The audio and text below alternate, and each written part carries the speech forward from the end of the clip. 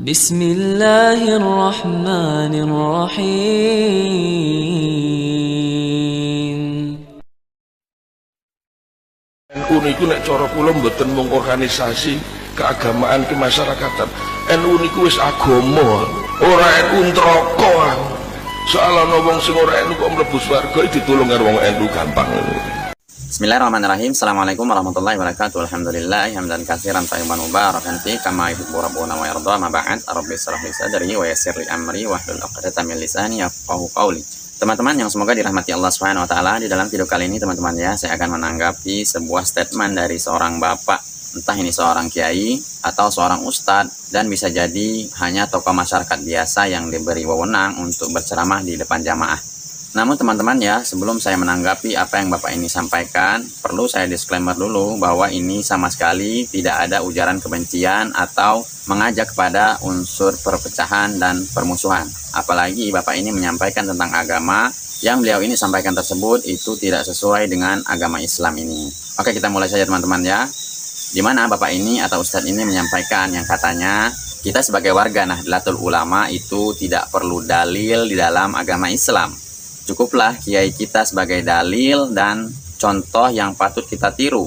Nah, disinilah teman-teman ya, mengapa saya menanggapi. Karena di dalam agama Islam jelas kebenaranlah yang perlu kita utamakan teman ya.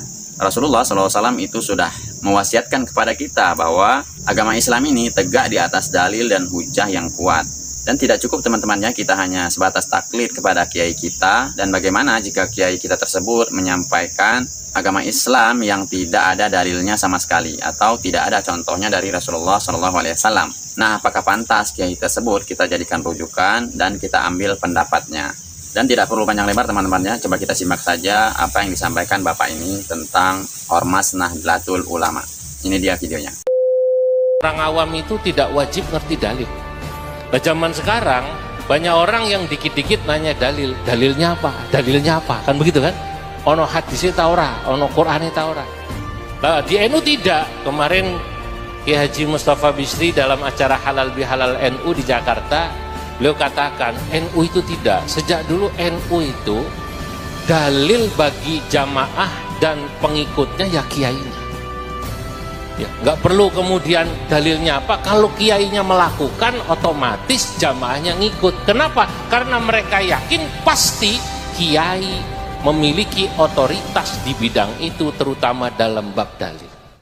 Jadi teman-teman ya, apa yang bapak sampaikan tadi itu agak aneh jika kita hanya taklid kepada kiai-kiai kita tanpa kita mengetahui dalil-dalil yang sahih tentang agama Islam ini. Yang mana bapak tadi mengatakan cukuplah kiai kita sebagai dalil dan teladan yang patut kita contoh. Nah, dari sinilah kenapa perkataan bapak ini perlu kita tanggapi, karena memang sudah tidak sinkron dengan agama Islam ini.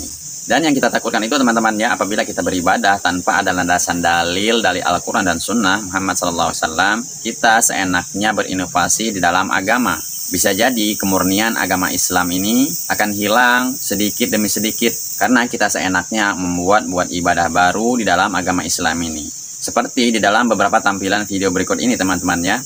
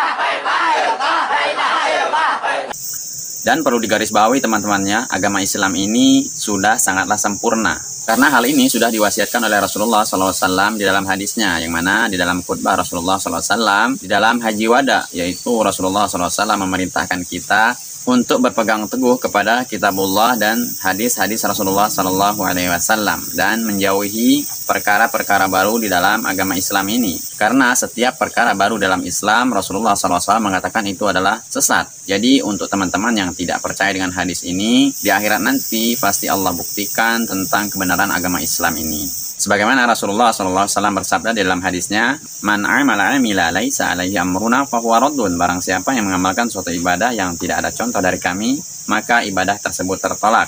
Di dalam hadis ini jelas sahabat ya, ibadah yang tidak ada contoh dari Rasulullah SAW itu tertolak dan tidak ada pahalanya sama sekali. Banyak orang berpikir NU Muhammadiyah ini sampai dipikir agama. Ya, ini pemahaman yang harus diluruskan. Kita itu umat Islam. NU itu ormas. Muhammadiyah itu ormas. Ada Al-Irsyad juga ormas. Ada Persis juga ormas. Mungkin ada banyak ormas lainnya. Itu ormas yang mewadai kegiatan-kegiatan. Mereka bukan berkaitan dengan ajaran agama sebenarnya. Waktu anak SD, anak ditanya sama tetangga, yang tetangga jauh lah. Antum kalau, nggak antum dulu ya. Bahasanya kayak gitu. Antum kalau rukuk baca apa? Ngomong subhana rabbiyal azim wa bihamdi. Oh, NU berarti antum. Loh. Mana?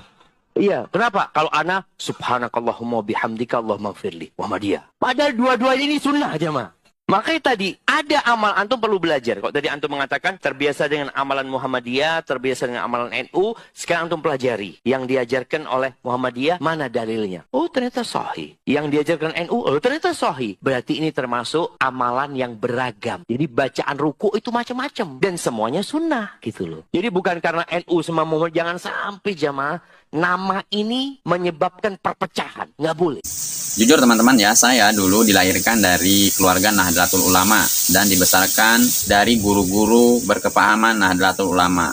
Jadi disinilah sekarang kenapa saya lebih condong kepada dai-dai salafi, karena apa yang mereka sampaikan itu jelas nas dalilnya, baik itu dalam Al-Quran maupun di dalam hadis-hadis Rasulullah SAW. Dan sampai saat ini teman-teman ya, alhamdulillah saya masih merujuk kepada dai-dai salafi tersebut. Bukan berarti kita tidak boleh taklid kepada kiai-kiai kita teman-teman ya. Namun perlu digarisbawahi, apa yang kiai-kiai tersebut sampaikan seharusnya itu tidak lepas dari hadis-hadis Rasulullah SAW dan dalil-dalil yang sahih dari Al-Quran maupun hadis-hadis Rasulullah SAW. Kiai seperti itulah yang patut kita ambil ilmunya dan patut kita teladani di dalam yang menyampaikan agama Islam ini. Dan bukan berarti teman-teman ya, saya melarang untuk kita taklid kepada kiai-kiai tersebut. Jika kiai tersebut menyampaikan dalil-dalil di dalam penyampaian mereka, tentu itu suatu kewajiban teman-temannya untuk kita mengikuti dan condong kepada kiai tersebut. Namun jika kiai tersebut hanya menyampaikan pendapatnya saja, maka kiai tersebut tidak patut kita ambil ilmunya sama sekali dan perlu kita tinggalkan. Semoga bermanfaat. Wassalamualaikum warahmatullahi wabarakatuh.